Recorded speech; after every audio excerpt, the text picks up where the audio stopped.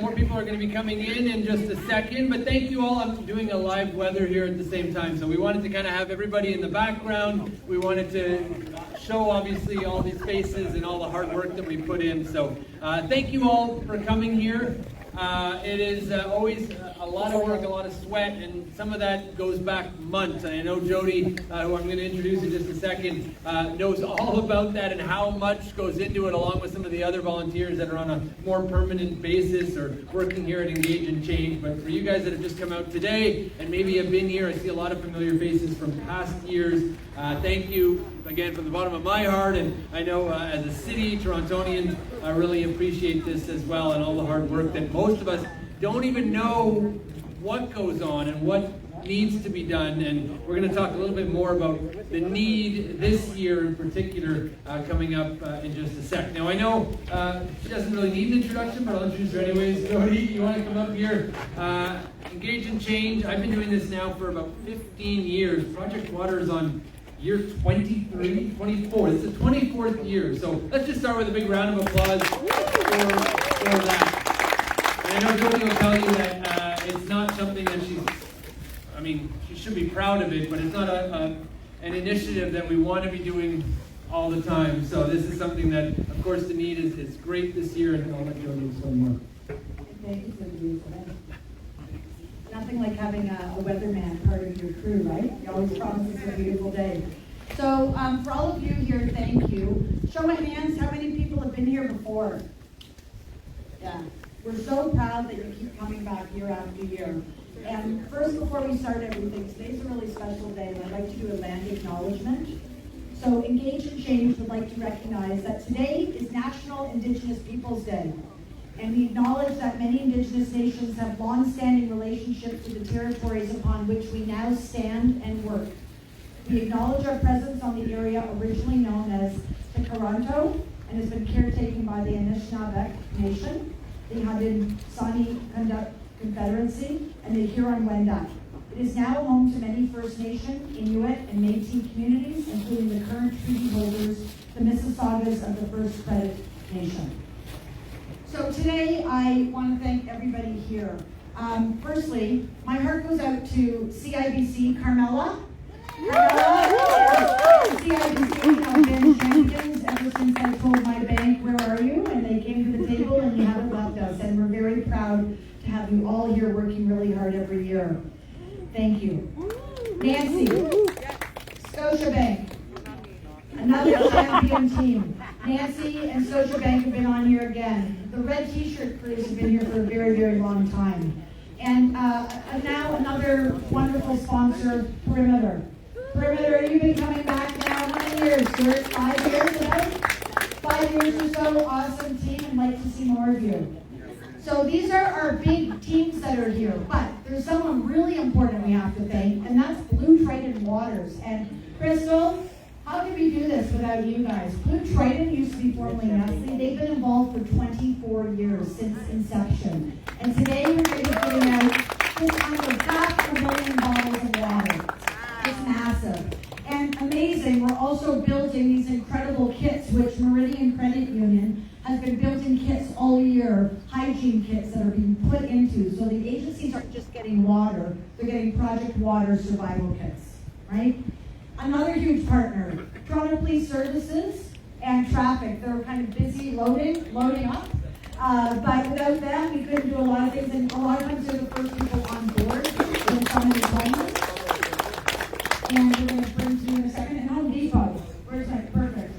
So these got Rob and team. We have the best Home Depot across the street. If you saw what it was like to get 180 skids of water into this parking lot, and our other big champion, Fortigo Freight Services, together, carting all this water from Triton and getting it here. This has been going on for a week. So thank you for all of you guys, all you've done.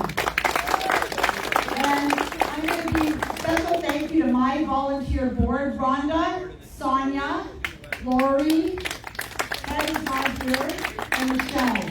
They are wearing white baseball hats. They're all volunteers, so please just say thank you, because they worked really hard all year round to make this happen. Thank you to the Engage and Change Board. And to my family, Bargains Group and Kits for a Cause. Everybody else with volunteer t-shirts on, that's my team. You guys have worked awesome and just killed it. And I know you're really tired, but you should be really proud of yourselves, okay? Excellent job. I don't think I forgot all of the other volunteers, people like Michael, who's been coming out every day volunteering, and there's just so many people to thank. Here we got Eric. Eric, wave hi. Eric's been a volunteer for ages. We couldn't do this without all of you. But what we really want to talk about today is tell you stories that we don't always hear, like what keeps us going. I hear these stories every day from our clients because I deal with the agencies, I deal with the outreach, I deal with them. But I have invited a couple of people here to share some knowledge with you. So Joe, I'm going to start with you. I don't have an official title. Joe's an icon. And he's going to talk to you today about, today's a really special day in the Indigenous community. He's going to talk about that and get some experiences. And then we've got another special guest. Thank you, Joe, for coming. Thank you for the invite. It's great to be here. My name is Joe Elkerton.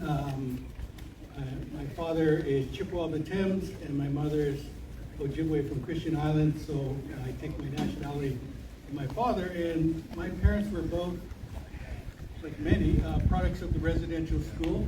They were incarcerated as children and grew up in all the dysfunction and abuse that happened there. I'm the youngest of 11 in our family. Grew up in part of town in Regent Park. That's where I was born and spent the first 4 years of my life, and then ended up being taken by Children's Aid and spent the next 2 years in foster care, dealing with all those kind of things. And that's kind of the story of a lot of Indigenous folk, is that either you are part of that residential school, which was meant to take the Indian out of the Indian, is what the government said, and that was meant to make us part of the dominant culture. And the way they did that was they outlawed things like our religion, our language, and all those kinds. Nowadays, when you look at what the definition of cultural genocide is, everything that happened to Indigenous people in the residential school fits into that same category. And then as they were starting to close down, the 60 scoops happened, and that's kind of when my siblings ended up in foster care. And it was the 60s, man. The world was different. One of my foster homes that I was in, my sister and I had to eat in the hallway because the family didn't want dirty little Indians sitting at their table.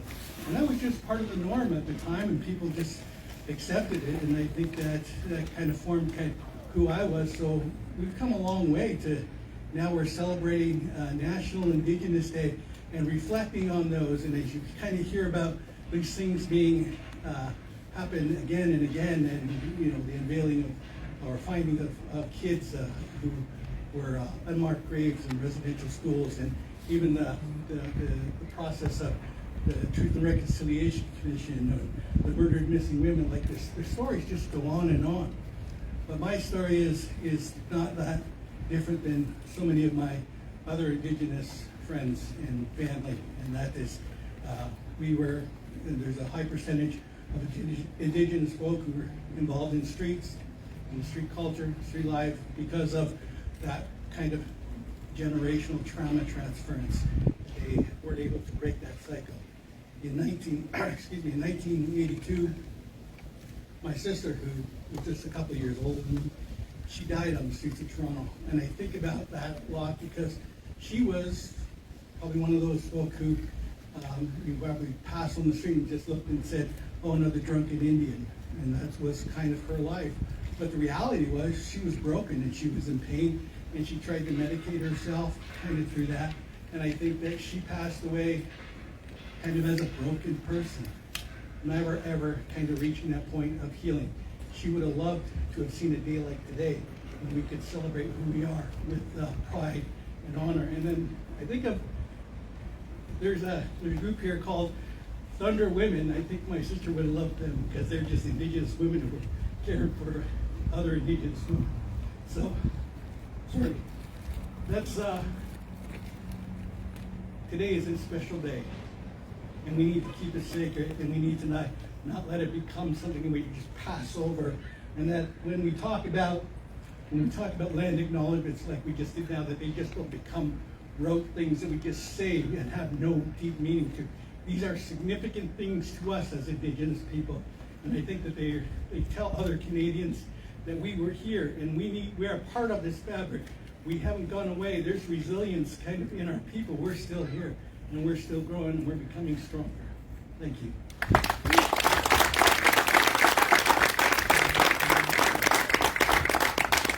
So thank you for sharing so much knowledge in your story with us. And this is just one of the many stories why we're all here and why we keep coming back and why we keep doing this. And thank you for sharing, because it took a lot for that. And thank you for doing the great work that you do all year round. My next guest really doesn't need an introduction. An incredible woman, Eleanor. She is with Yonge Street Mission, and she's a huge force. For those of you who are all doing Kits for a Cause kit packs, Eleanor tells the stories of Yonge Street Mission, a downtown shelter that serves so many. And we've asked her to come to really tell us, like, how bad is it out there? Because we're not hearing anything. Eleanor? Hello, everyone. And wow, yes, I'm from Yonge Street Mission, but I wanted to say something. We've been part of Engage and Change in getting this wonderful cases of water. But this is my first time actually being here, and I am blown away by what you are all doing, the time that you have spent to do this for people you don't know, for people you walk by. This is amazing, truly. Engage and change. Those are powerful words. And like I said, from being working for Yonge Street Mission for years, and I can tell you the stories of what it means for a young person, a family, an adult who has been as part of the circle of chronic poverty, so their parents have been in poverty and so forth, and what it means to walk through the doors of Yonge Street Mission and to get the services. And sometimes it starts with somebody walking through our doors who's been walking for hours. No food, nothing. They come in and we give them a bottle of water. And from that, they get to go to all our different programs. I've been sad and fortunate to know somebody years ago who was on the street and who died from dehydration, right? Which shouldn't happen, but it does. I could tell you stories about families who fathers worked, lost his job. Mom just can't afford to take care of the kids, doing her best, can't pay rent, right? So what does she do? She has no choice but to leave where she lives, and she ends up in a shelter. I know people who have had a job. They're working, and the choices is, do I pay rent or do I buy groceries? And many of the people that come to our food bank, which serves about over 2,600 people a month, right, are coming in for food, and they work full time. They just can't do both, pay rent and pay for food. I could share so many stories with you about the struggle of poverty in Toronto, but I do want to say that things like this makes a difference, that everybody can do something to make a difference. And you're all here to have proven that today. So whether it's packing up lots and lots of vehicles with tons of water, which is so needed, so that people aren't dying, which is no exaggeration, so that children aren't going thirsty. But you can also make a difference with the Kits for a Cause, with, by the way, I've seen us get 800 kits. Thank you. I think one of them was Meridian actually made those for us. They were gone in a week. 1 week hygiene kits. So it's so important what you're doing, and please do continue to do this for every organization, donate, give of your time, share your talents, whether it's IT skills, helping somebody with interview skills and job skills so that they can get a job, get off the street, buy their own water. That would be great, right? So do things like that. It makes a big difference. So once again, I just want to thank you all for what you're doing. You are helping. Over 2,000 people from Yonge Street Mission alone will get water this month because of you. So thank you, and thank you, Jody, for creating this. And thank you, Eleanor, and thank you, Yonge Street Mission, for everything that everybody does there. So we're going to keep things moving here. I want to invite up Staff Sergeant John Stockfish from 13 Division Toronto Police just to say a few words. John's been, you guys have been here in past years, John's been a supporter for years and years. So John, welcome. Thank you so much. And good afternoon, everyone. Just want to say it's an honor and pleasure to have our continued partnership with Engage and Change and Jody and all the work that's accomplished through Project Water. Again, hats off to all the volunteers. I know volunteerism is such a crucial piece nowadays. It's needed more than ever to the outreach and to help people.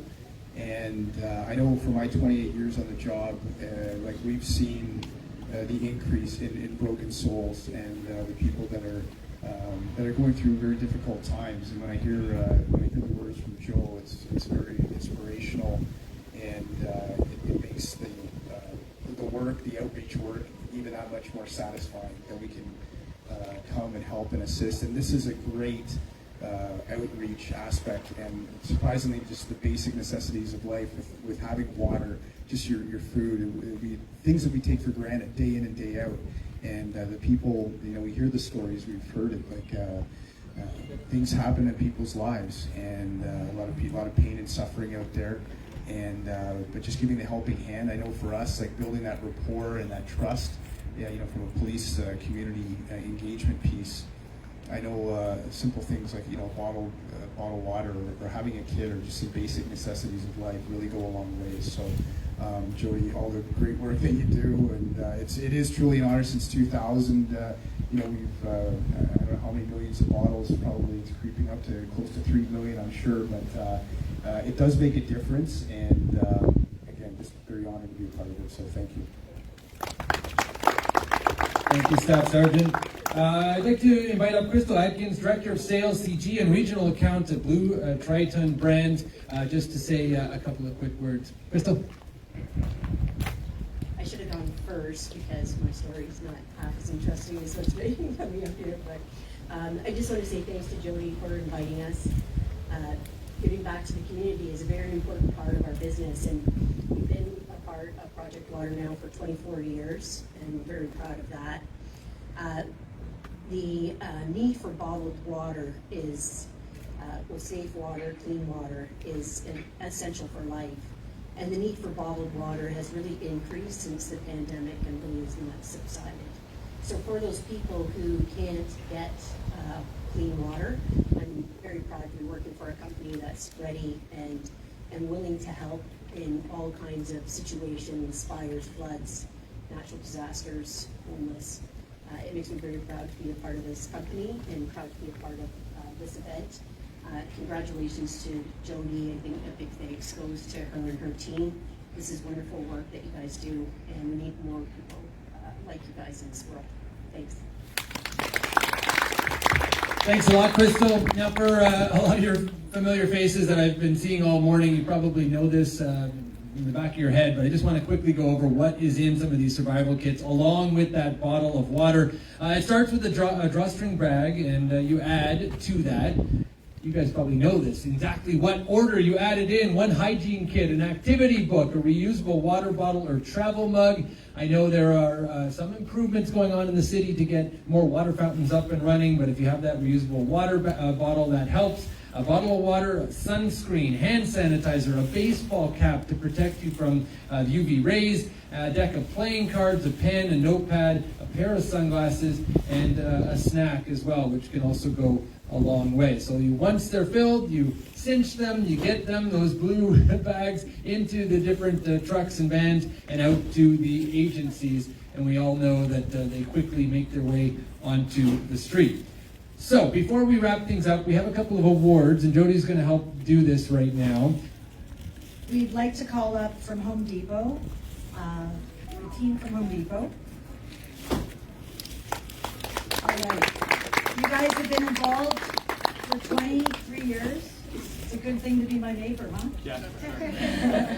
You know, people say they offer to help, and then I say be careful what you offer, because thank God Rob likes us, and Rob's been involved for a couple of years. So please, we're very grateful for you guys. This is for you. I've got a bag for you, and thank you for all you've done. All right? Thank you. I've got a bag for you. Okay. Next up, we have Stuart. It's Stuart from Perimeter. Come on down. All right. So Stuart, I don't even know how long I've known you. You are coming through Rhonda, who's our incredible chair of our board, and we're so grateful to you and your team. And every year we get more and more black T-shirts.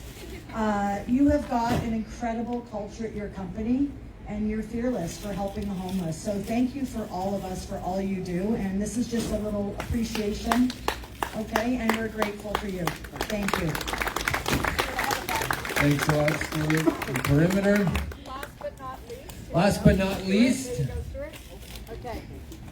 So this goes to a very special person named Chantel Hearn. Chantel does not like the limelight. Chantel has been part of my team at Bargains Group and Kids for a Cause for like 17 years. And she's the fearless buyer team who every time we buy anything, she says, you know, I'm going to ask you, what are you donating to Engage and Change? So majority of the product that we get donated is because of this woman and her fearless ask. So I just want to acknowledge on behalf of all of us, we couldn't do this if it wasn't for you and mostly getting all the products, and we love you. Okay, guys, that was fun. You guys have any questions, anything you want to ask, you can just ask Jody after. You don't have to, it's going to be a hot summer. That's the answer I'll give you if you ask me anything about the weather. But it's also going to rain, so there we go. Enjoy the rest of your day.